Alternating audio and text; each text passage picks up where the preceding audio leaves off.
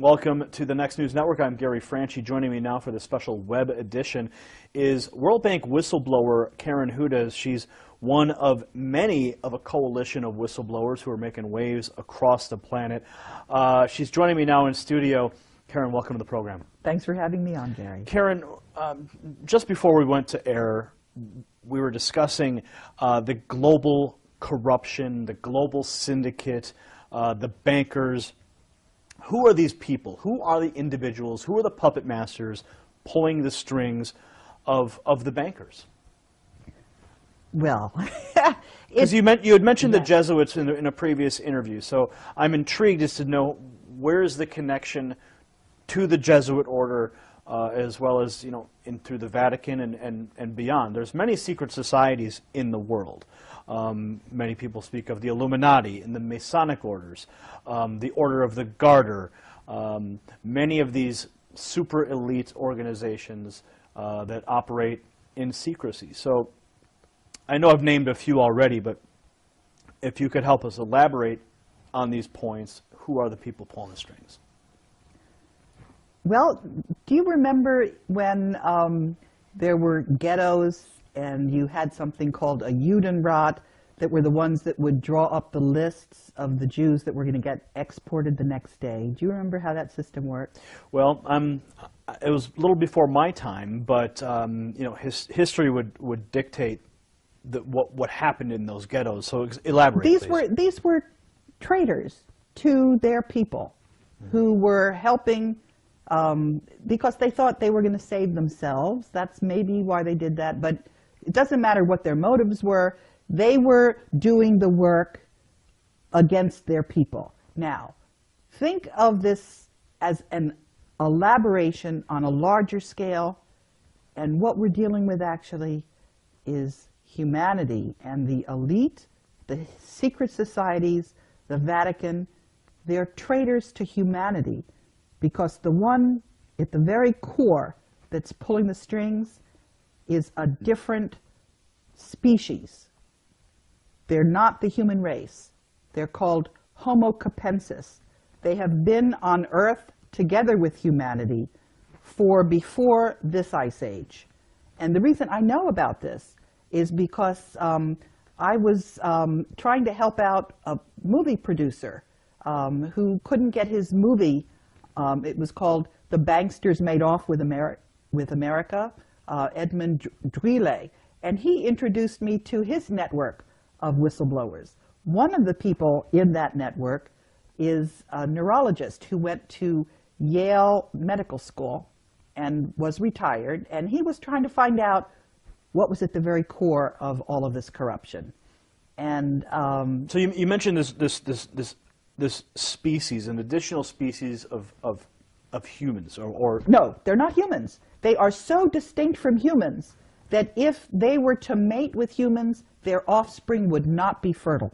Now, are you speaking of the biblical Nephilim is an entity that people have discussed and tried to understand for millennia, and that is the race of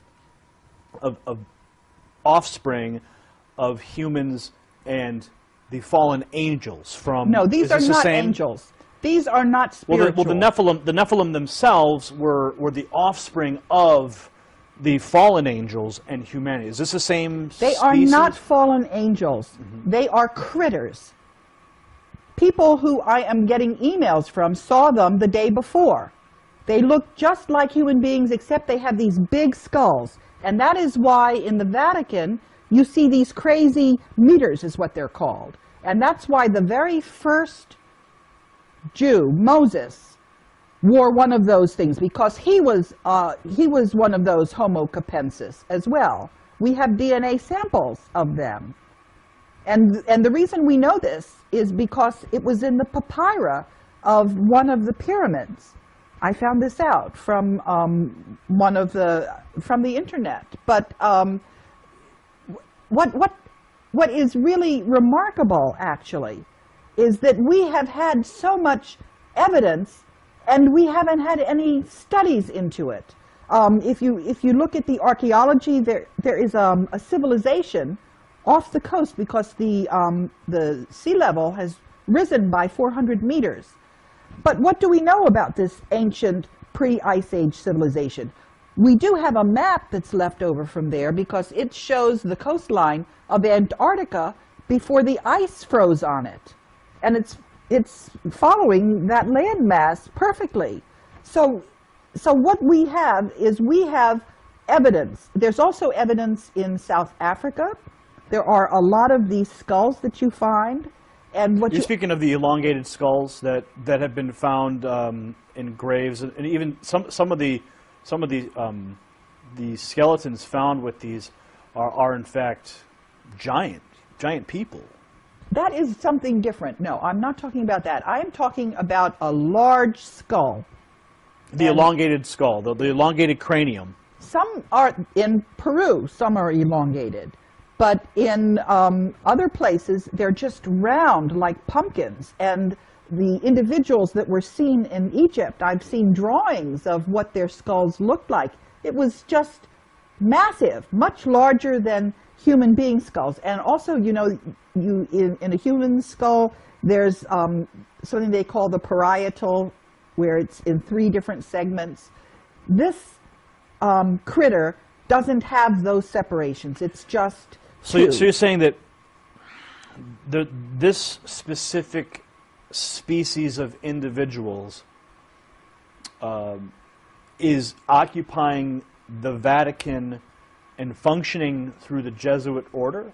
Yes, but they're also working in the banks in Portugal, because one of the people who saw this, you know, in Saturday Night Live, there was a broadcast of something called the Coneheads. So that's a slang word for them, although my mother refers to them as the Boneheads. But they're alive and running around and doing all kinds of mischief. Now, some people might find the information that you're presenting right now to be completely, some people might say it's completely crazy.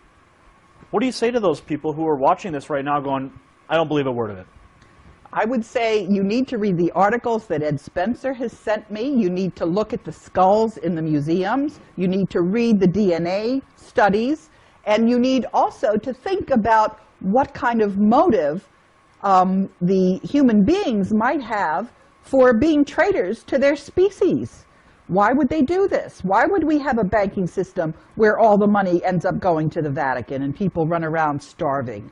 Why would we have, for example, if you look at what the actual teachings of Jesus Christ were, as opposed to when you had translations and various things happened and got put in there. And as some of the whistleblowers have been discussing this, information, articles on Homo capensis have disappeared from the internet. They've been taken down. And other critics who, I don't know why they're getting all the coverage they are, and they've been getting features in Wikipedia. Let me talk a little bit about Wikipedia. Sure, okay? sure. I had an experience with Wikipedia because I got involved in trying to edit the biography on Robert Zoellick, who was the World Bank president. And I was trying to explain to people that the United States had lost the gentleman's agreement, which you could demonstrate. You could see, I couldn't get that into Wikipedia. They were clearly being controlled by this group that that is controlling all the capital markets. So do you and think that these same people were preventing your Wikipedia edits? Yes, and what I'm trying to say is that this person who was attacking the information on Homo capensis had a big, long article featuring her on Wikipedia. So I know who Wikipedia is. I know whose interests Wikipedia serves. And when somebody who's just starting out gets a big write-up, I know what that really means.